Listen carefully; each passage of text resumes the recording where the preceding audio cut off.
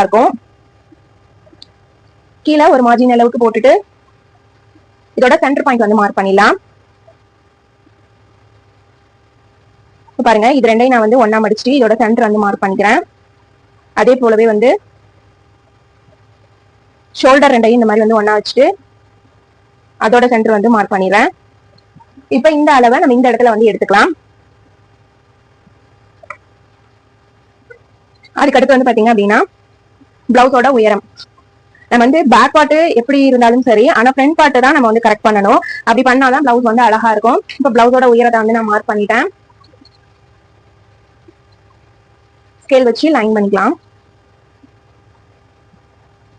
இப்போ இதோட சென்டர்ல நான் கரெக்டா இதே போல வந்து வச்சுட்டு அதுக்கடுத்து வந்து பாத்தீங்க அப்படின்னா அப்படியே இந்த சென்டர்ல இருந்து கழுத்தை இப்படி கொண்டு போயிடணும். இப்படி கொண்டு வந்ததுக்கு அப்புறமேலு இதுக்கு நேரா ஒரு லைன் வந்து மார்க் பண்ணிக்கலாம்.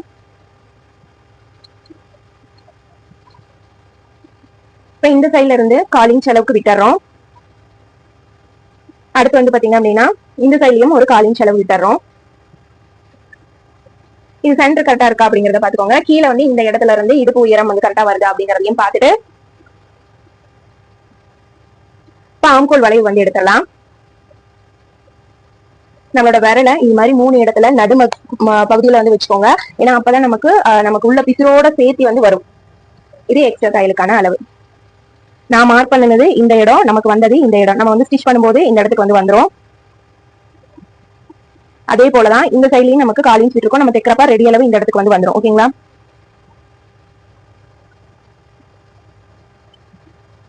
இப்ப நம்ம லைன் வரைஞ்சாச்சு. இது எத்தனை இன்ச் சைஸ் பிளவுஸ் அப்படின்னு பாத்தீங்கன்னா 40 அப்படின்னா 42 inch size blouse. 10 42 inch size blouse. பிளவுஸோட உயரம் வந்து பாத்தீங்க அப்படின்னா சரியா 16 இன்ச் வந்து இருக்குது. மேல இருந்து கீழே ஆம்கோலுக்கு 6 இன்ச் கொடுத்துருக்காங்க. 6ல பாதி அப்படின்னா நமக்கு இந்த இடம் 3. அதே மாதிரி இந்த சைடு 4 வருது. இப்ப இது வந்து நம்ம கட் பண்ணி எடுத்துட்டோம்.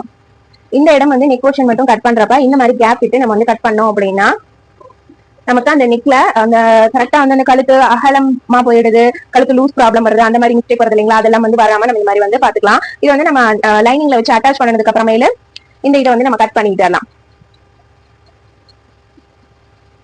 அதுக்கடுத்து கீழே நான் இந்த இடத்துல ஒரு சின்ன கட் கொடுத்துறேன். அடுத்து இந்த சைஸ்க்கு நம்ம வந்து முன்பாகம் போடுறோம்